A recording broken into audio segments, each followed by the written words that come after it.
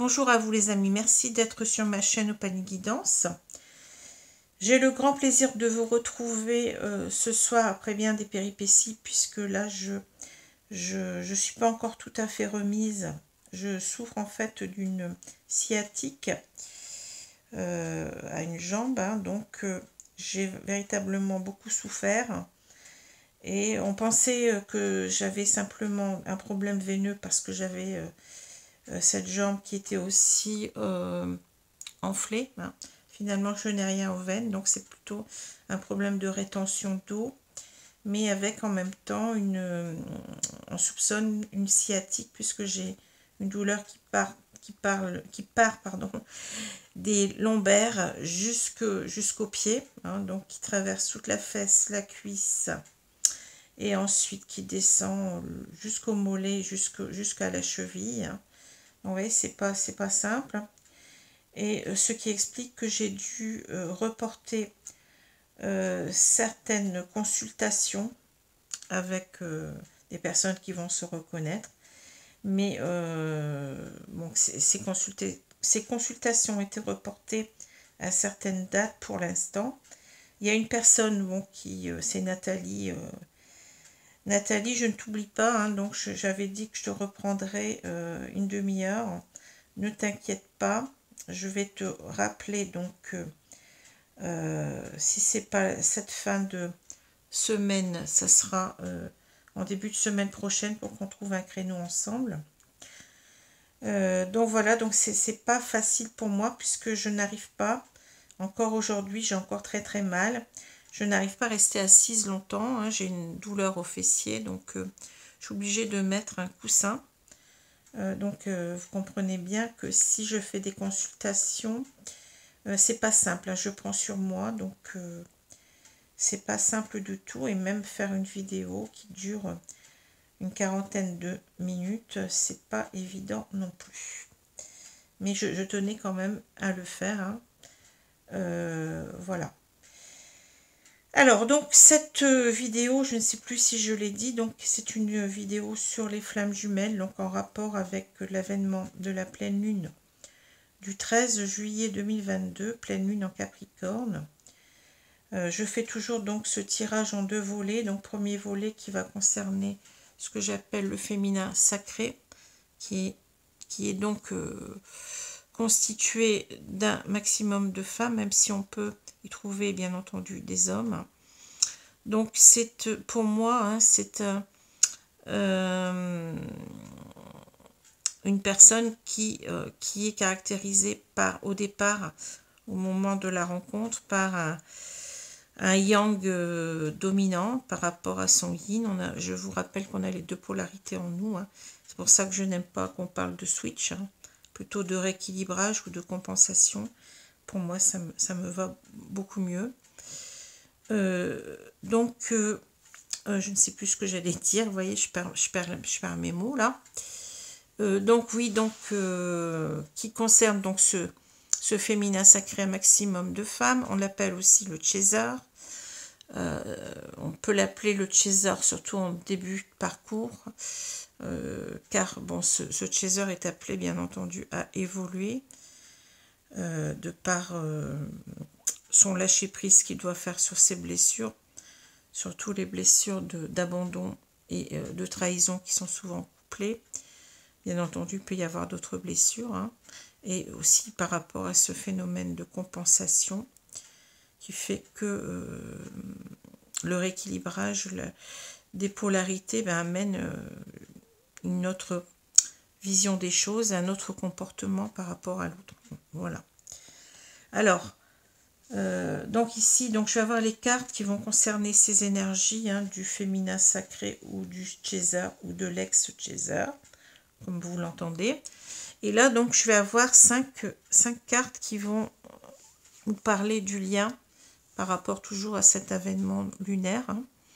Donc, lien qui est matérialisé par cette carte des frères. Donc, relation en miroir, relation aussi en vase communicant. Voilà ce que je peux vous dire concernant cette présentation. Et puis, bien entendu, je ferai demain, donc là, la suite, c'est-à-dire le volet qui va concerner le masculin sacré, donc qu'on appelle aussi communément le runner ou l'ex-runner. Alors, je commence. Ici, on a donc, les cartes sont les amis, la faim, les obstacles, la solitude, la fatigue, le fardeau, la violence, le karma, l'union, le joyeux, la contemplation, la stagnation. Alors, on a, je l'ai déjà dit, hein, pour les jeux, on a donc le jeu de votre destin. Et puis là, on a l'oracle du Tao. Voilà. Alors, je vais prendre les cartes deux par deux, mais c'est intéressant de voir que tout de suite, quand je regarde ces cartes-là, ce qui m'appelle, ce sont les titres. Hein. Alors, si je regarde ces quatre cartes, déjà, ces quatre premières cartes, on a les amis, la faim, les obstacles, la solitude. Alors, j'ai l'impression déjà, bon, vous voyez, on a clairement ici une carte qui nous dit le destin est aussi une question de choix, pas seulement une question de chance. Ce que j'y vois, bien entendu, c'est le retour de l'autre. Hein. On voit donc cet homme qui arrive à une porte, hein, qui arrive les bras chargés de fleurs. Hein. Donc, pour moi, c'est le retour. Hein. Ici, c'est le retour de l'autre qu'on nous présente. Hein. On nous dit bien que c'est une question de choix, pas seulement une question de chance. Ça revient toujours avec cette carte-là à nous dire que votre autre reviendra quand il aura décidé. Hein. On ne peut rien y faire, c'est comme ça, vous savez, hein, que plus vous allez le relancer, eh ben, plus il va avoir tendance à s'enfermer dans sa coquille parce que bien souvent, il n'est pas prêt, donc vous allez lui mettre de la pression supplémentaire alors qu'il se crée déjà beaucoup de pression de par lui-même. Hein. Voilà, donc en quelque sorte, on vous dit, n'ayez crainte, ce moment du retour, des retrouvailles avant la réunion va arriver. Hein. C'est une question de chance si on veut, bon, ça peut être aussi, ça peut être, comment dire, ce retour peut être aidé par exemple par le fait que, eh bien, il y ait des coïncidences. Par exemple, vous sortez puis vous le rencontrez. Donc on peut parler aussi, ça peut être une question de chance, mais c'est surtout une question de choix. C'est-à-dire que votre hôte ne reviendra vraiment que quand il l'aura décidé. Hein. Mais on vous dit aussi, vous voyez, la fin. On vous dit que vous êtes à la fin, vous arrivez à la fin du parcours. Hein. La vie sans cesse mouvement, changement, évolution. Ce n'est pas, ici, vous voyez, on parle de stagnation. On a cette opposition très nette entre ces deux cartes, c'est-à-dire que ne croyez pas que les choses vont en rester là. Ne croyez pas que, vous voyez, cette carte qui nous parle de gel de la relation. On se tourne le dos, hein, on est véritablement dans une méfiance l'un par rapport à l'autre, pour des raisons différentes, bien entendu, hein. Eh bien, ne croyez pas qu'on va en rester là, hein, qu'on va en rester à cette résistance au retour, hein, à cette immobilisation. On vous dit que ça bouge, que vous êtes arrivé à la fin. Hein. Vous allez arriver à la fin de ce parcours, que ce parcours, c'est aussi du mouvement, du changement, de l'évolution, hein. On cherche toujours à nous rassurer quelque part. Hein. Ça, c'est ce que vous pensez, c'est ce que vous voyez, cette stagnation. Mais on vous dit que non, vous allez réussir. Vous voyez, ce chemin, il est matérialisé par cet escalier-là qui monte. Hein. Bien entendu, il n'est pas simple, il n'est pas facile, mais j'allais dire, il est écrit, regardez, vous avez, vous voyez, ce parchemin avec cette plume. Moi, ça me parle comme ça me dit que oui, que c'est écrit quelque part, hein, qu'il y aura bien cette fin du chemin, hein, que de toute façon, vous allez vers cela. Hein, il y a toujours du mouvement, du changement, de l'évolution, hein, que vous allez donc aboutir à cela. Hein. Mais bien entendu, ça dépend aussi de votre autre. Hein. Ça dépend de ce qu'il aura travaillé en lui, sur lui, hein, et vous n'y pouvez rien, c'est comme ça. Mais vous allez y arriver. Hein. Il y aura bien le retour de votre autre. Et on vous dit qu'en même temps, c'est la fin, vous voyez, des obstacles et de la solitude. Alors, on vous dit, apprenez à regarder au-delà des choses négatives du moment. La solitude et le silence vous aident à réfléchir sur vous-même. C'est-à-dire que ne voyez pas les choses en noir. Bien entendu que c'est pas simple parce que vous ne voyez pas ce qu'il y a de l'autre côté du rideau, si j'ose dire. Hein. À moins d'être médium, à moins d'avoir des compétences comme moi je peux en avoir. Hein. On vous dit que de toute façon, il faut rester positive. Hein. Il faut rester positif ou positive, ça dépend si vous êtes un homme ou une femme, bien entendu. Hein. Et que tout cela n'est pas vain. Cette solitude, ce silence, il vous aide à avancer sur vous déjà. Il vous aide à réfléchir sur vous-même, on vous le dit.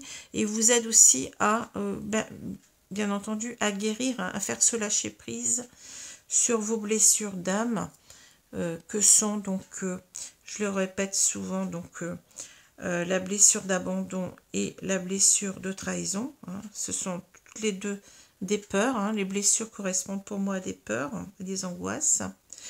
Donc vous allez y arriver, même si vous ne le voyez pas. Ne soyez pas négatif. Tout cela participe en quelque sorte bien, au retour de votre autre. Hein. Ce n'est pas pour rien que vous êtes dans cette solitude. Ce n'est pas pour rien que vous avez l'impression que les choses n'avancent pas, mais elles avancent finalement. Vous voyez, elles avancent. Alors, après, on vous parle de fatigue, de fardeau, de violence, de karma. Ben oui, on dit bien que c'est pas simple ce parcours. Hein, on nous dit, il n'y a pas de chemin ni de rose sans épines. Ce parcours n'est pas simple. Hein, on le voit ici, hein, vous voyez.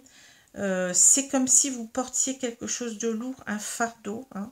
Mais ce fardeau, cette souffrance, elle est due à quoi? Elle est due à vos blessures d'âme. Elle n'est pas due tant au fait que votre autre n'est pas là, mais elle est due au fait que vous vivez cela. Vous le vivez avec souvent avec au départ en tout cas avec une résistance, une résistance au lâcher prise, une résistance à la guérison des blessures d'âme, parce que vous ne voyez pas qu'il faut passer par là pour aller mieux. Hein. Donc c'est ça le fardeau dont il faut vous délester, c'est toutes ces peurs qui sont donc cette peur de l'abandon, cette peur peut-être de la trahison, hein. C'est ça, il va falloir vous délester de vos peurs pour avancer sur vous, pour aller mieux, pour aller vers la complétude. Hein. On vous dit bien, réfléchissez sur ce qui est encore utile et ce qui ne l'est plus. Ce qui n'est pas utile, c'est bien cette blessure d'abandon, hein, parce que elle vous maintient dans une terreur, si j'ose dire, que votre autre vous laisse, hein, que votre autre ne veuille plus de vous. Hein. La trahison, c'est aussi que vous manquez de confiance en vous. Hein. Donc on vous dit, abandonnez tout cela, ne soyez pas dans une dépendance affective, ne restez pas à attendre. C'est tout cela dont il faut se délester pour aller mieux. Hein. Le parcours, il va être beaucoup plus vivable, si j'ose dire, hein, quand vous serez dans la complétude, hein, mais encore faut-il y arriver. Et y arriver, ça ne peut pas se passer sans lâcher prise. Hein. Et n'ayez pas peur, quand le lâcher prise, je le répète, n'est pas le fait que vous n'allez plus aimer l'autre, mais vous allez l'aimer autrement, vous allez l'aimer positivement. C'est-à-dire qu'au lieu de vous dire, il n'est pas là, qu'est-ce qu'il fait, pourquoi il est avec cette femme, pourquoi ceci, pourquoi cela, je ne suis pas aimable, etc. Enfin, vous avez l'impression qu'il va vous quitter, alors que cet amour est indestructible, et cet amour, il est vécu des deux côtés avec la même puissance. Hein. Donc, il faut en quelque sorte vous délester de croyances infondées, en quelque sorte, hein, qui vous empêchent d'être bien. Hein. Et c'est ça qui vous pèse, en fait. C'est ça qui vous empêche d'être bien. Et quand vous serez bien, eh bien, vous allez, en étant mieux, participer au retour de votre hôte, parce que votre hôte le ressentira. Hein. On sait bien que les jumeaux d'âme ont un lien une connexion très très forte, hein, vous voyez. Et ils ressentent énormément ce que ressent l'autre. Hein. Donc il va ressentir que vous avancez, il va ressentir que vous allez mieux, et ça va l'aider lui-même à avancer sur son chemin. Ça va lui donner beaucoup plus de confiance en lui.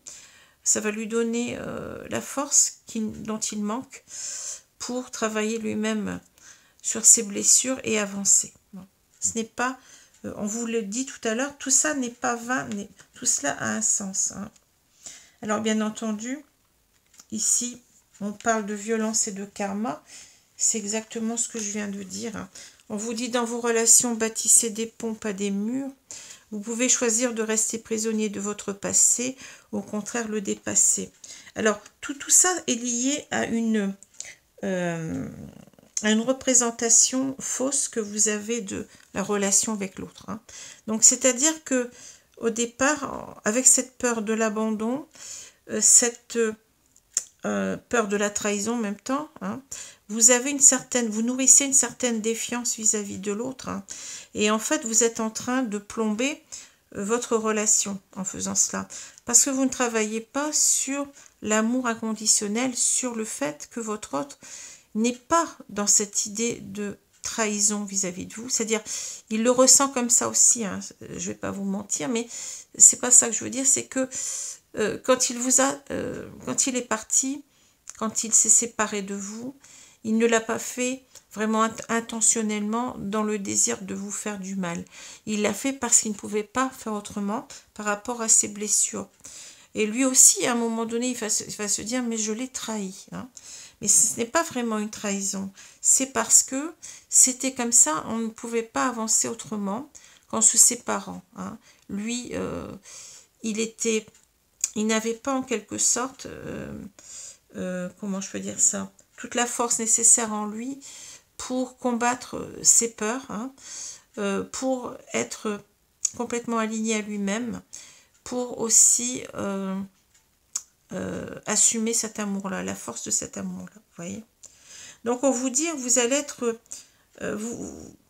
en quelque sorte, vous devez vous faire violence, hein, parce que ici, vous devez revoir la relation en vous disant « j'ai confiance en ce lien, je vais lâcher prise sur ma dépendance affective, je vais le laisser vivre, le laisser respirer, je vais comprendre que c'est pas parce que je vais me recentrer sur moi qu'il va m'abandonner. Hein, c'est ça, en fait. Hein.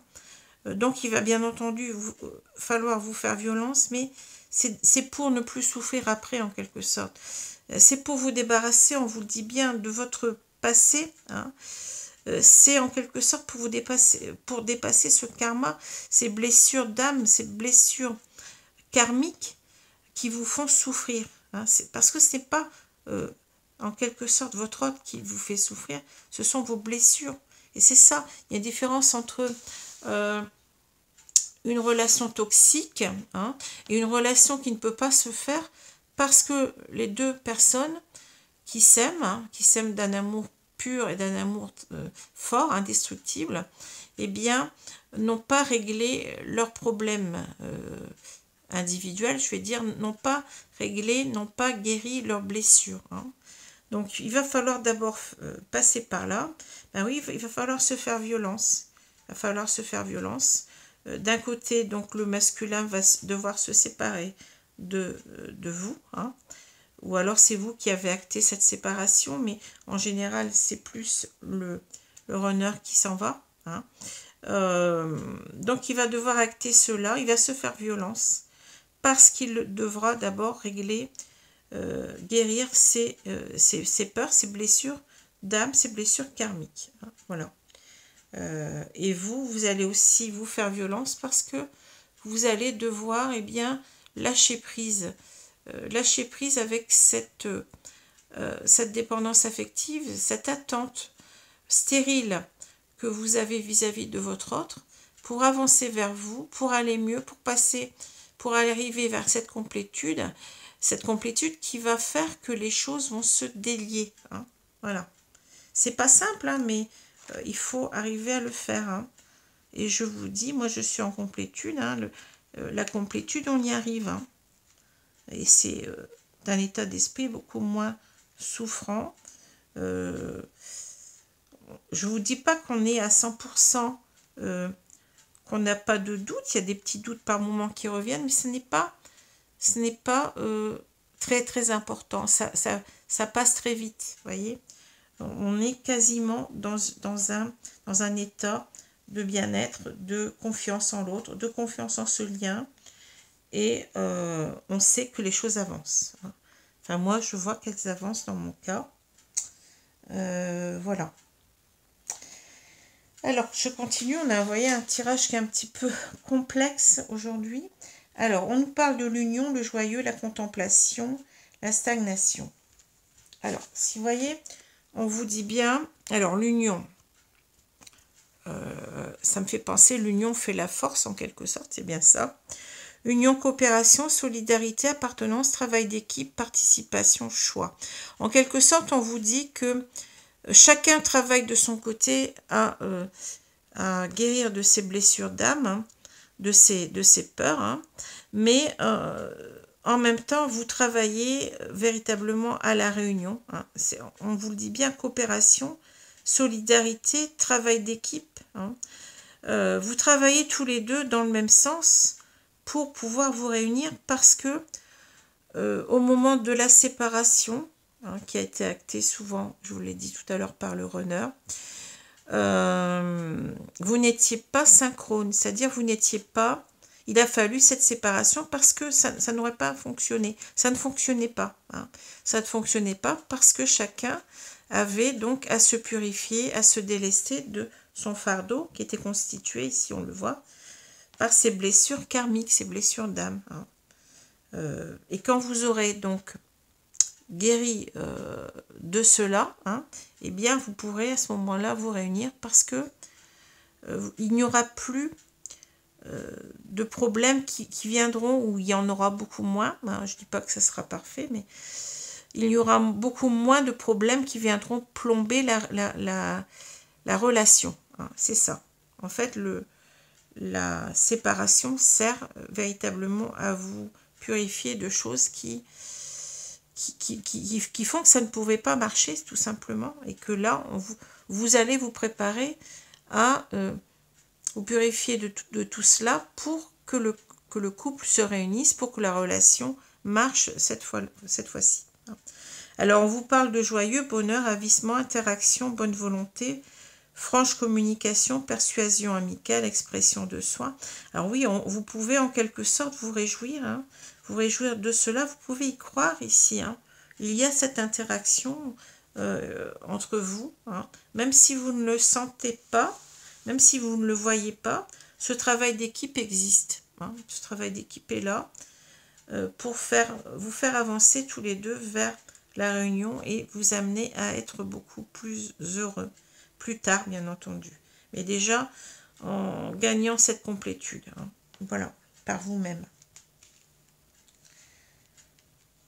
Alors, ici, on vous parle de contemplation et de stagnation. Ben oui, c'est ce que j'ai dit tout à l'heure. Hein. On ne va pas rester ici dans cette stagnation, dans cette méfiance, dans cette défiance vis-à-vis de l'autre. Hein. Les choses avancent, on vous l'a dit, hein. Et on vous demande d'être beaucoup plus, d'avoir peut-être l'attitude du pendu avec cette contemplation. On nous parle d'obstention d'une vision d'ensemble, d'observation libre, d'attachement, de compréhension accrue, de solitude, d'intégration grâce à la réflexion. Oui, en quelque sorte, on vous dit que ce détachement, hein, on vous dit bien observation libre d'attachement, ce détachement vis-à-vis des attentes trop forte que vous avez vis-à-vis de l'autre, hein, eh bien, va permettre de vous faire comprendre que vous n'allez pas en rester là, vous allez avancer. On vous dit qu'il faut obtenir une vision d'ensemble, où vous allez avoir une compréhension accrue, une intégration grâce à la réflexion. On nous dit encore que cette solitude, on en a parlé là, hein, n'est pas vaine. Vous voyez que cette attitude de détachement, de lâcher prise, pour arriver à cette complétude, va vous permettre de comprendre que les choses vont bouger, hein, que vous n'allez pas rester dans cette méfiance, dans cette idée que les choses n'avanceront pas. Hein. Vous allez changer votre vision de cette relation. Hein, c'est ça. En quelque sorte, vous allez prendre du recul. Vous êtes beaucoup moins dans l'émotionnel, mais l'émotionnel direct, vous voyez ce que je veux dire, hein, avec peut-être au tout début, si vous vous rappelez, au moment de la séparation, cette colère, cette défiance vis-à-vis de l'autre, des interrogations, hein, des choses pas très saines. Hein, voilà. On vous dit, détachez-vous de cela. Vous allez comprendre les choses et vous allez sortir d'une certaine impasse, hein, d'une certaine... vous allez faire avancer les choses, hein, parce que là, on parle de résistance, immobilisation aussi. Hein. Voilà. C'est un travail en même temps sur l'amour inconditionnel, hein, puisque quand on est au départ, quand il y a eu cette séparation, eh bien, il y a cette, je vous ai dit, cette colère, bon, qui est normale, hein, parce qu'on a une très très mal, hein, on ne comprend pas souvent aussi ce qui se passe, donc on a cette colère, cette défiance par rapport à l'autre, et là, le fait de couper, de lâcher prise avec cette dépendance affective va nous mettre dans une meilleure condition pour travailler cet amour inconditionnel, pour revoir les choses, pour penser que non, l'autre ne va pas rester dans une stagnation, car il a le même amour que vous, hein, envers vous. Il a le même amour, et c'est un travail en même temps sur cette idée de bienveillance, l'un par rapport à soi, qu'il va falloir faire. Parce que c'est ça, en fait, le but essentiel des flammes jumelles, c'est l'amour inconditionnel. Et on l'a ici, hein, vous voyez, c'est ça. Hein. C'est se reconnecter à son âme et non plus à son ego. Hein. C'est avancer vers l'autre, hein, revoir les choses et se dire, ben non, ce qui s'est passé n'est pas une trahison. Loin de là, hein, c'est que c'était comme ça et c'est tout. Hein. On vous l'a dit, hein, tout cela, cette solitude, elle était nécessaire pour vous débarrasser, ici on le dit, hein, de tout ce qui n'allait pas en vous. Hein. Ça n'a pas été simple, ça a été vous faire violence, mais c'est pour mieux voir les choses ensuite. Et ça, on vous dit que chacun travaille sur lui. Il y a ce travail d'équipe qui va vous amener au bonheur. Hein. Mais, vous voyez, il suffit en quelque sorte de changer son point de vue sur les choses, sur la relation, et de voir que les choses vont bouger. Hein. Voilà, un petit peu résumer ce que je vous ai dit tout à l'heure. Hein. Et que vous allez, bien entendu, même si vous ne voyez pas les choses, vous allez arriver à la fin de ce parcours. Hein. Voilà. Alors ici, donc, concernant le lien, donc on a la carte de la protection, du rapprochement, de l'amour inconditionnel, de la tête de mule et de la voix de l'âme. Alors, on vous parle de protection et de rapprochement. C'est exactement ce qu'on vous a dit ici. Hein. Ici, vous voyez, on vous dit que les choses se rapprochent, hein, qu'on y veille en quelque sorte avec cette idée de protection. Il y a bien, bon, souvent on parle de timing divin. Il y aura, bon, un moment où votre autre sentira qu'il peut revenir vers vous, qu'il a cette force de revenir vers vous, qu'il a cette force de combattre sa peur du rejet, car il s'agit de cela, souvent pour lui. Hein. Il aura en quelque sorte cette force, cette confiance en lui qui sera là et qui lui permettra de revenir. Hein. On vous dit que tout cela est en quelque sorte orchestré de là-haut, on y veille. Hein. La source, Dieu, si vous préférez, l'univers, il veille, hein, on parle de protection, et que ce rapprochement, eh bien, il est en train de se faire. Hein. Quand on dit rapprochement, c'est que les choses, eh bien, commencent à poindre à l'horizon, en quelque sorte. Hein. Alors, si je prends les deux cartes du tarot qui qui sont donc reliés à ces deux cartes. Hein. On a le roi des terres donc, qui est le roi d'épée. Et on a le cavalier de bâton qui est le chevalier de flamme. Hein. Alors ici, en quelque sorte, je ressens donc le roi d'épée. Je le ressens, ouais, c'est comme si c'était la vérité. La vérité incarnée, c'est aussi la justice incarnée, le roi d'épée. Hein. Donc on vous dit, en quelque sorte, il matérialise, si vous voulez, même si je n'aime pas donc matérialiser l'univers, mais ou Dieu si vous préférez, il matérialise cette autorité juste et vraie. Vous voyez, en quelque sorte, c'est ce que j'ai dit tout à l'heure, tout est orchestré de là-haut et c'est décidé en quelque sorte. C'est décidé, on a cette décision juste, qui est juste, hein, cette vérité hein, qui arrive en quelque sorte, c'est que on vous protège, on protège la relation, hein, on protège la relation et ce rapprochement va se faire, hein, va se faire. On a donc le cavalier de bâton qui parle d'action. Hein. Les cavaliers sont des cartes d'action, hein. Mais voyez, on a vous pouvez en quelque sorte avec le cavalier de bâton, on a une idée de confiance, de choses qui vont arriver, voyez, mais avec une certaine rapidité en même temps, même si c'est pas la carte la plus rapide, mais c'est quand même une carte très très rapide. Hein. C'est pour ça qu'on parle de rapprochement. Hein. Les choses commencent comment dire, à prendre forme, voilà. Hein. Cette décision hein, parce que l'épée nous parle de ça clairement, hein. Cette décision de rapprochement, elle est en train de se faire. Elle est en train de se faire parce qu'il y a cette confiance en soi qui revient, ce courage, cette confiance en soi qu'on a avec les bâtons. Hein. Voilà. Cette énergie en même temps de vouloir revenir hein, à l'autre. Hein. Et en même temps, n'oublions pas aussi que les épées nous parlent de communication. Hein.